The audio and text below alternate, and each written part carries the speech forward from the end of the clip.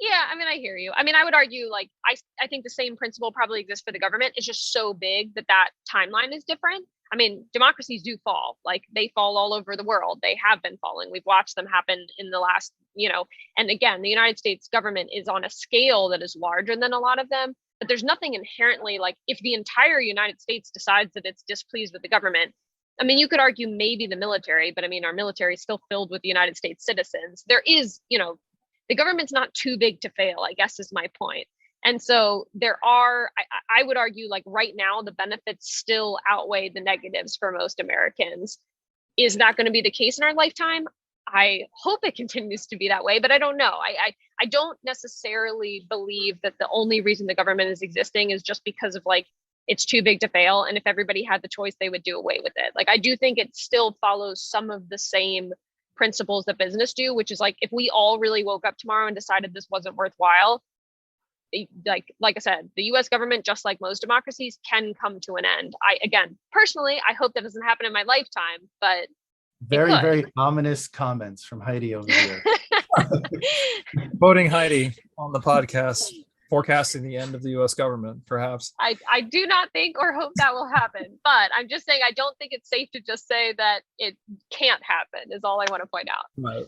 Well, I think all empires rise and fall is sort of the natural rhythm of things. I think this conversation, though, it brings up an interesting topic point, which we won't have time to unpack today, but reflection, some of the companies, like Jonathan mentioned, there's this sort of survival or natural selection type of mechanic that we think of as applied to them.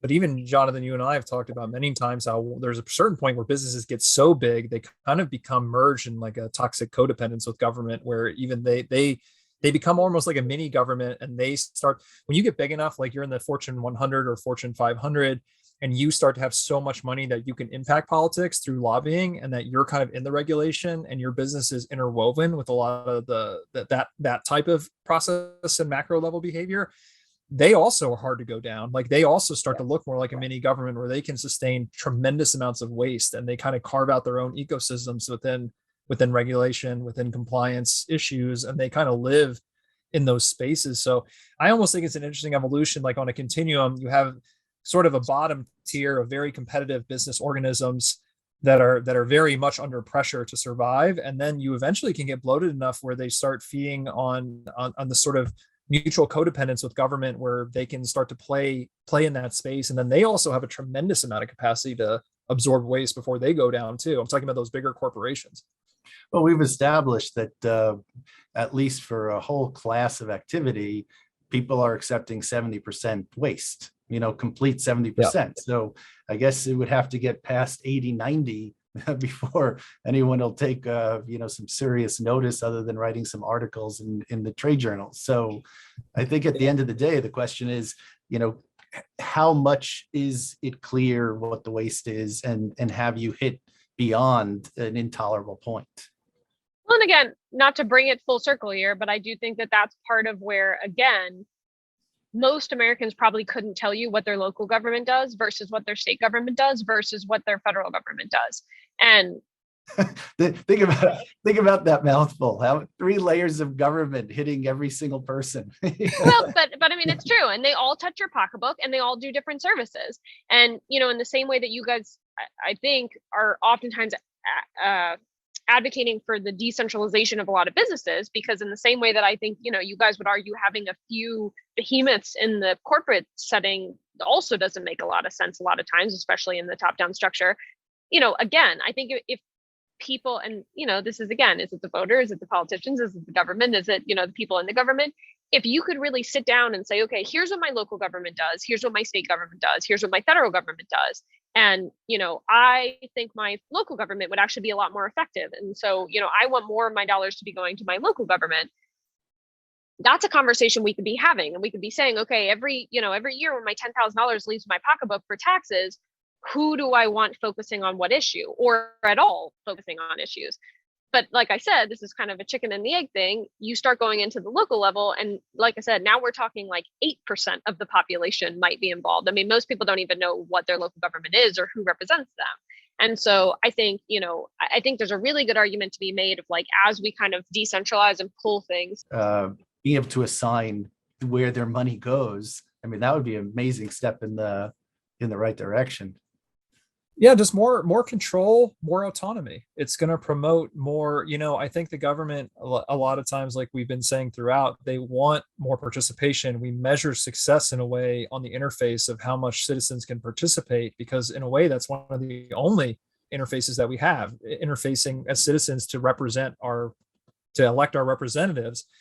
But then to a certain extent, they don't want people to play too hard or too far into that process, in terms of like going beyond the representatives, or actually being able to pick where the money goes, or being able to select which services, because the system's not really built for that level of granularity or control. So I think there's a lot of push and pull there that we're going to see. And especially with technology and the government.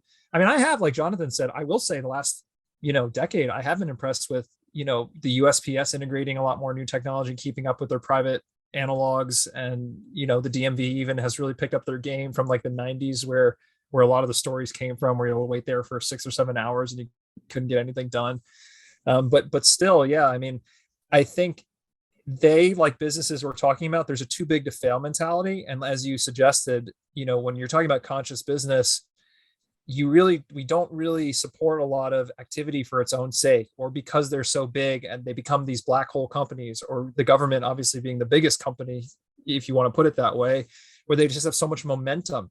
And instead of focusing on trimming, it is really just like this massive boulder rolling down the hill to an unknown endpoint in some ways, or at least I would say that from a high level perspective.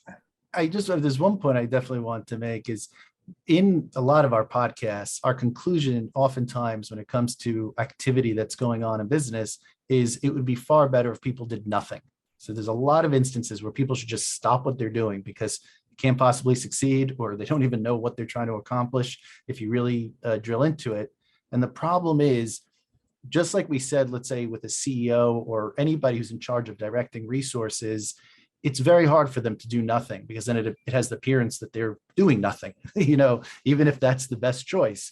In politics, it's even more so, because for a political person or a person in politics to go ahead and say something like, yes, I know it's a problem, but we're mature adults here and we can't solve every problem, so we're not going to do anything about it because it would be a waste of our time to even try.